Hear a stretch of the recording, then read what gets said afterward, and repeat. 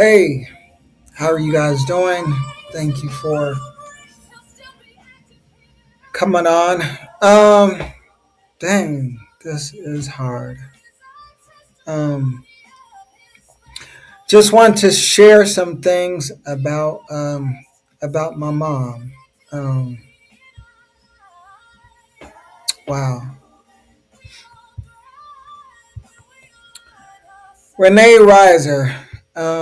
Wow, what an awesome woman she was, and I'm truly thankful for her. She was definitely a woman of virtue. For those of you who knew her, she was a joy to be around, always helpful, always encouraging, always loved to do things. And all right. Where do I start?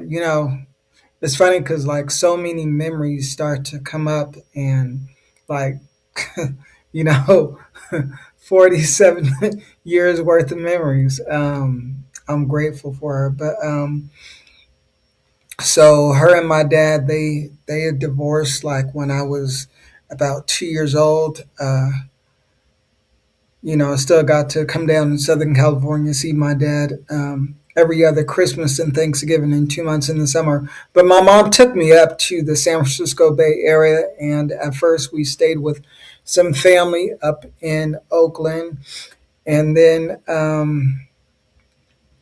we moved down to Fremont, California, um, and into the Warm Springs. Well, we moved to an apartment first, and every night she'd pray with me, and she introduced me to Jesus, and truly awesome.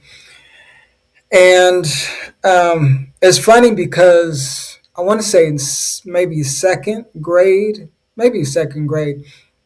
second or third grade, I had this crazy dream that I met the Sesame Street gang on the Golden Gate Bridge, and we went to get ice cream.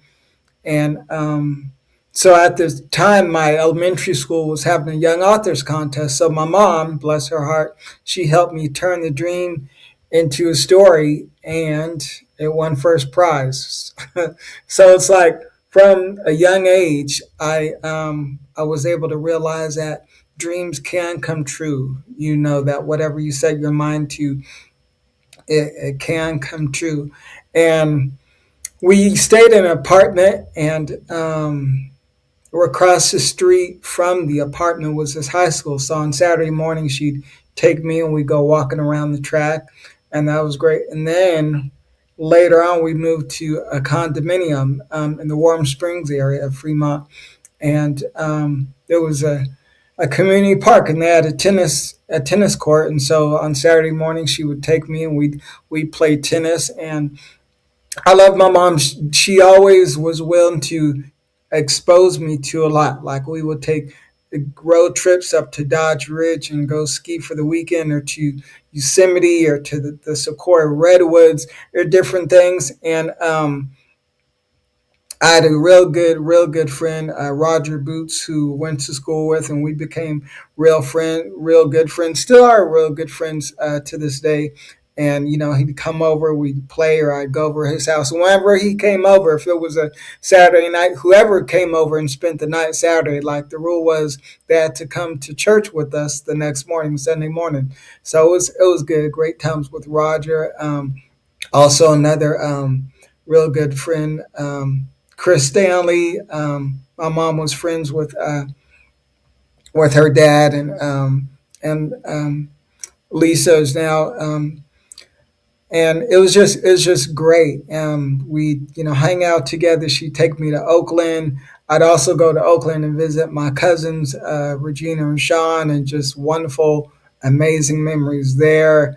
And it was just so many memories, so many good times, and it was good. And then let's see, for a while she had a roommate, her name Arletta, and she had two boys, Antoine and Lance. And every Saturday morning we'd get up, play Monopoly, and it's just real good memories. I'm thankful I'm close with all of them. Even to this day. I'm just talked with Lance the other day, and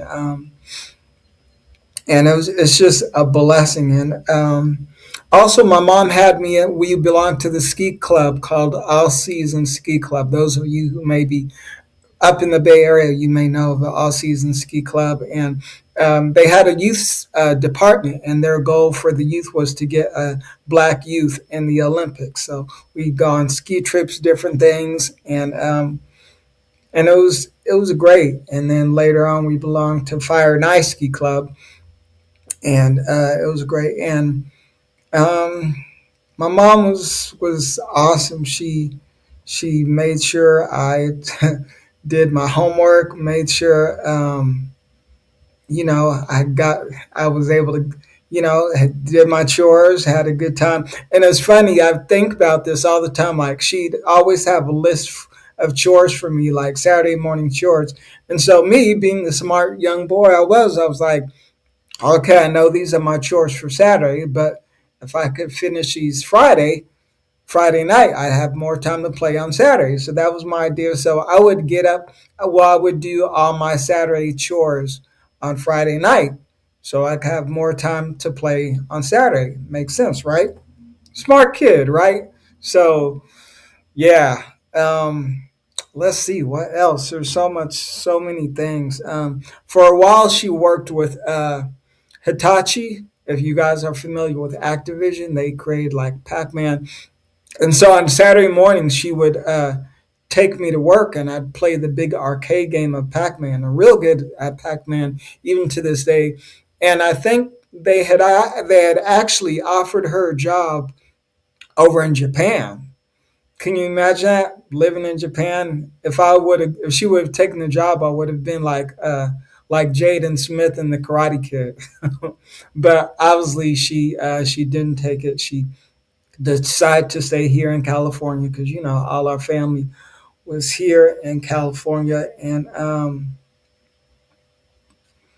yeah, my mom, excuse me, has always been real supportive of me, and she definitely.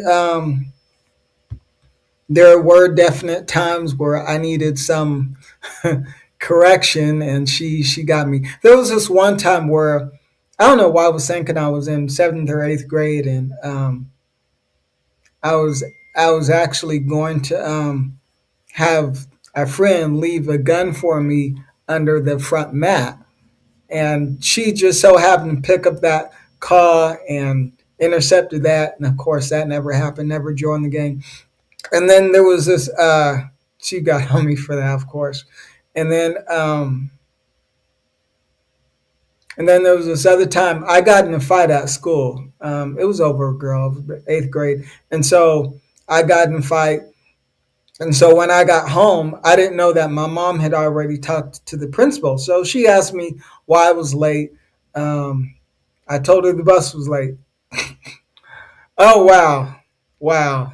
Talk about being slapped into next year, man. She got me. But I definitely learned my lesson.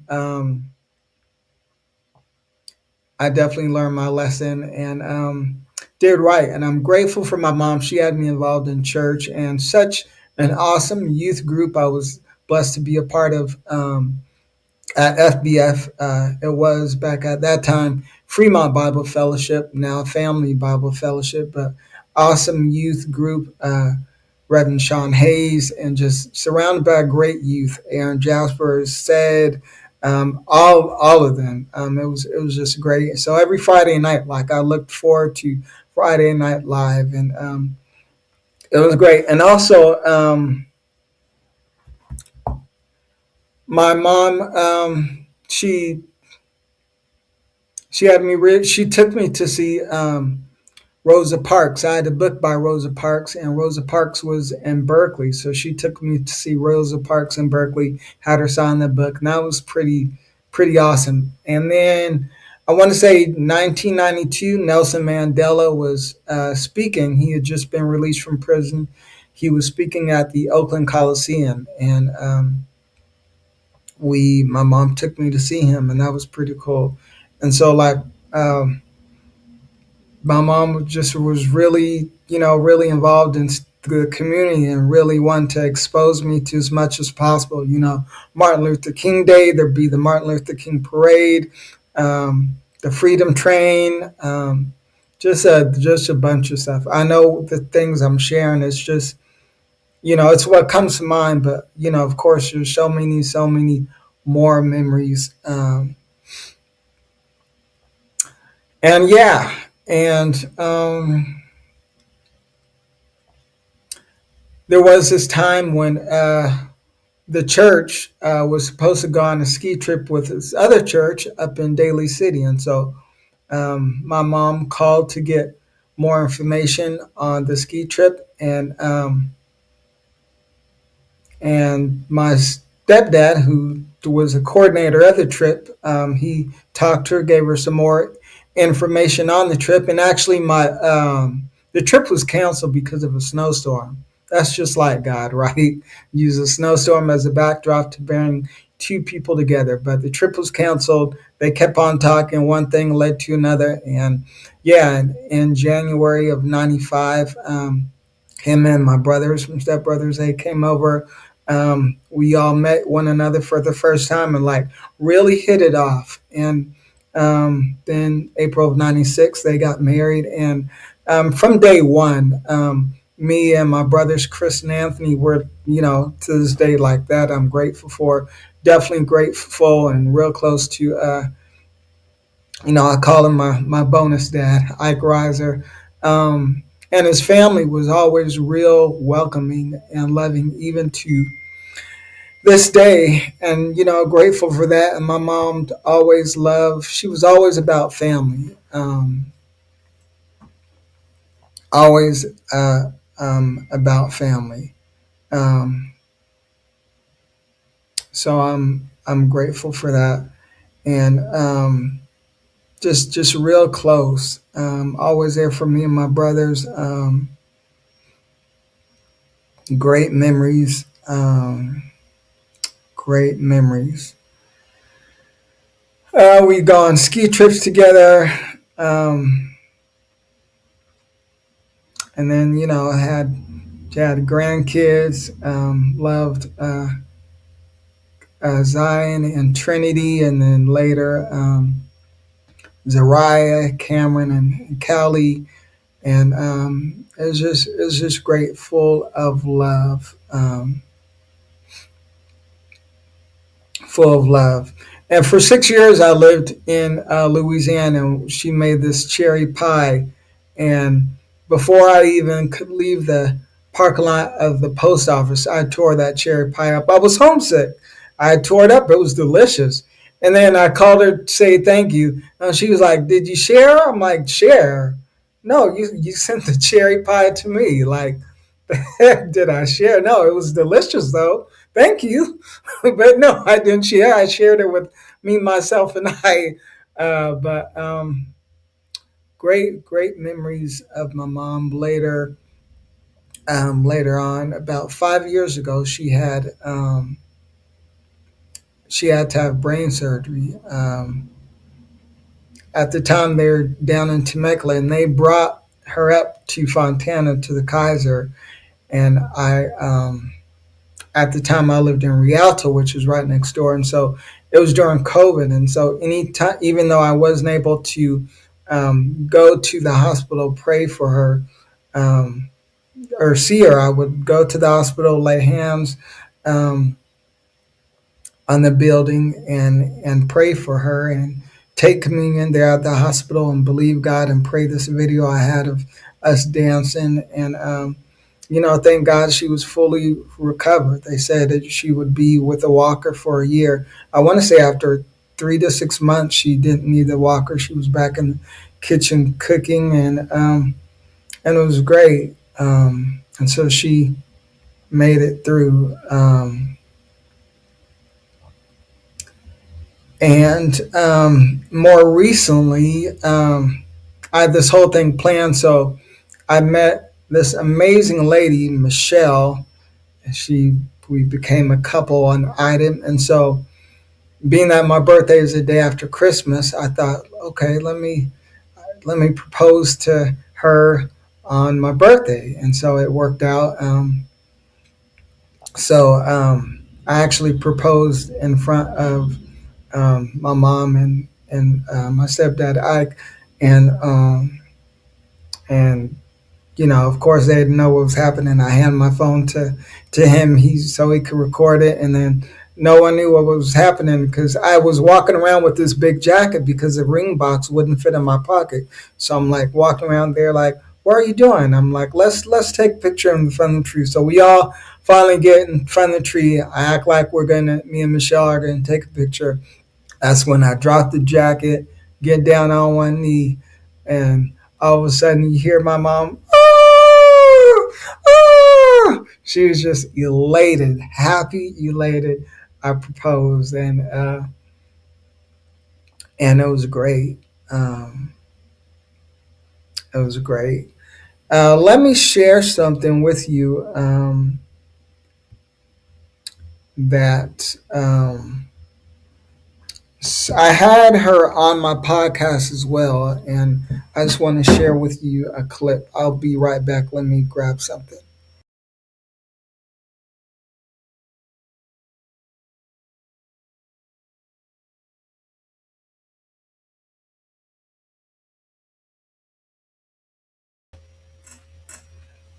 All right, I am back. Yeah, I had her on my podcast, and this was something hopefully you guys could hear. I shared. As you look back on your life, what would you say your greatest accomplishment would be? Oh boy. Well, I've done a lot of things in these 60 plus years. Been a lot of places, including travel to Japan, which is pretty big and awesome. But my greatest accomplishment in life was truly having you as my son and being able to teach you and guide you and lead you and having you to carry on the legacy of our Christian belief in God. Having you was my greatest accomplishment. Wow, thank you. That definitely appreciate that. And to the listening audience, she definitely did a great job. Of course, every day was not check. I'll just say that. And there's everything has, the good times and definitely. And so, what are some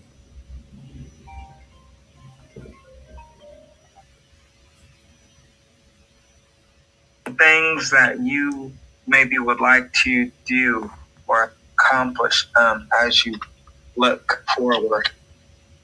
I would like to be able to make a significant contribution in some way back to my community, to my family first, and then to my community, whether it's helping the grandkids in some way, teaching them, and then in providing some kind of assistance in our community, to help build stronger families in the community, so that they can be strong not only physically but spiritually. So being able to give back in some way to people that I know that are within my sphere of work and play, just being able to give back. Awesome. That is great. Arms of care into your life and with and so yeah, that was great. That was awesome. On Christmas Eve, on Thanksgiving, I was blessed to go up there to the Bay Area, and we had a great time. And then on Christmas Eve, she had a stroke, and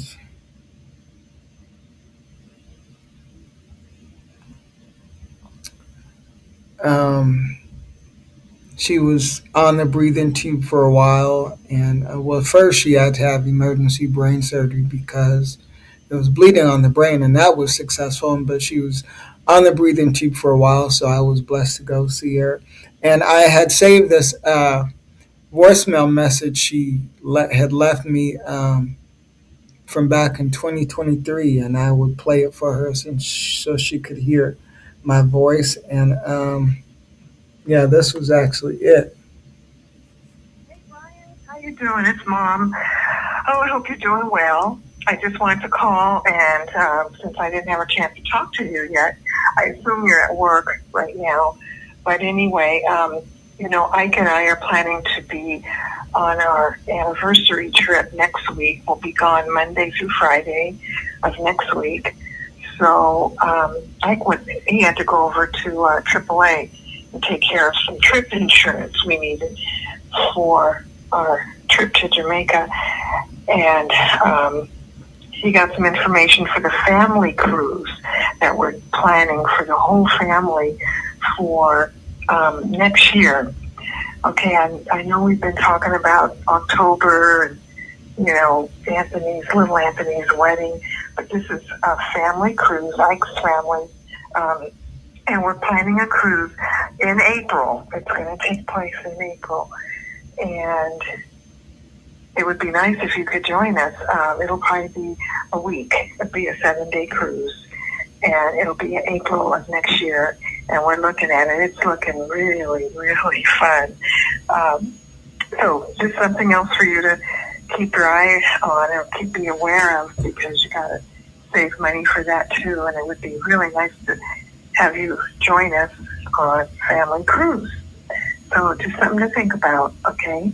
I'll talk to you about it more later, and Ike really has the information on it. So we'll share that with you as we go on.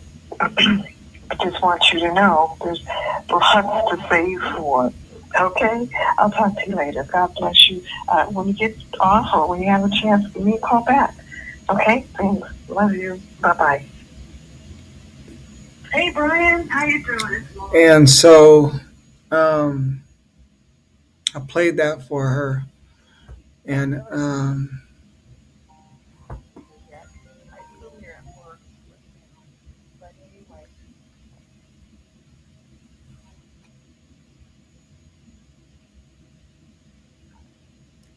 I played that for her, and I squeezed her hand, and um, she was smiling. She gave a thumbs up sign, and at one point when I was praying, she gave me this mean look, like as if to say, "What are you doing? Don't pray for me." Like almost as if she had gotten a glimpse of of um, Jesus in all His glory. It was like she was ready. Um, so yeah, that last day we left. Well, we started to leave. I forgot something. I went back up to the room 2 times, and then the last time I thank God left some food up there, to go food, and so I set the food down. I wiped her. I rubbed her forehead, and I opened her eyes, and I told her I loved her, and I kissed her hand, and I, said, "See you later," and then I left the room, and then on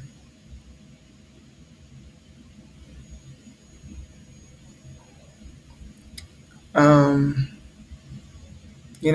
then I came back down here, and the doctors had moved her to hospice. They felt they couldn't do anything. We're still believing God for a miracle, but yeah, this past Wednesday, um, she passed, went on to be with the Lord, and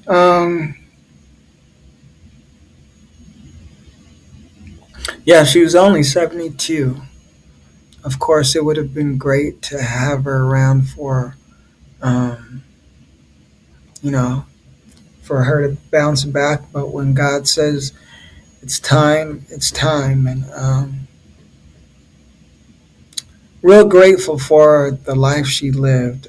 We would always also go down to San Diego, see family down there, and my grandmother and aunt, cousins, and it was a good and just grateful for family.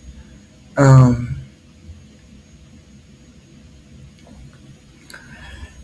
so as you guys watch this, if you have any memories you'd like to share of her, or your well wishes or anything, feel free to leave them in the comment. Definitely leave them in the comment. Um,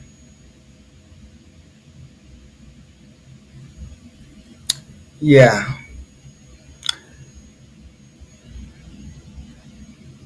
I the other day was talking with the therapist about everything, and the one thing he said was, I just know Brian. I know me with my mom in my life, so I have to get to know who I am without her. And I know she's gone, but part of her is still here. And I was thinking, like, how can I honor her? And she was real creative. She used to make macrame. She made diaper and towel cakes. She was real creative, and so I was like, let me really tap into the creative side, to honor her. That's the best way.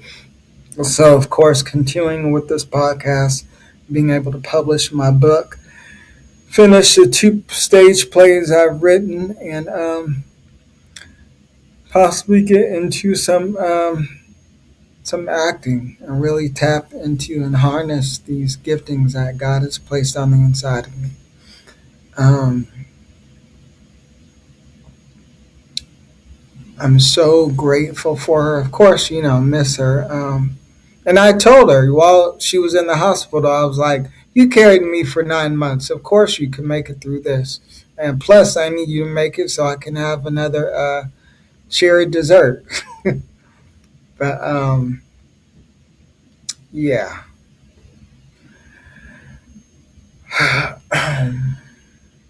You ever feel like you need to ask God for more tears so you can have more tears to fully be able to express what you want to express? Um, but I'm grateful for a loving family and grateful for all of you. Keep me and us and my stepdad in your prayers. They would have celebrated their 30th wedding anniversary in April. Um, so thank you for this. This is my way of grieving while still celebrating her life. I'm grateful for her. Um, yeah, and I don't know if you guys can see, but this was from Thanksgiving. Um,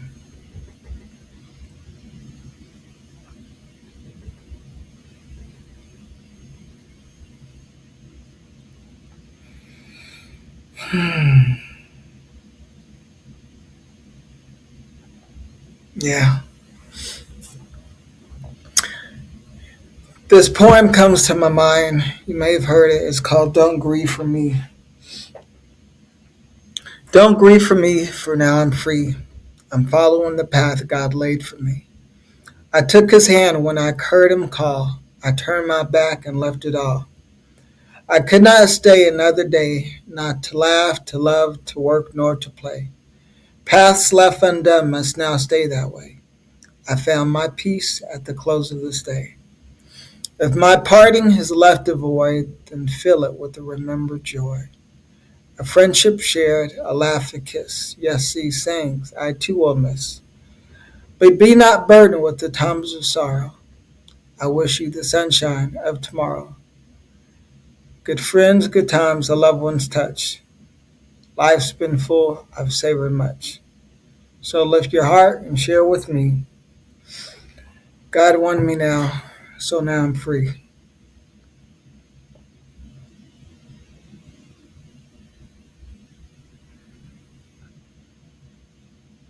and still hear her voice. As always, this is BDP, Brian David Porter, still living in purpose, on purpose, intentionally. Love you out of life. Thank you.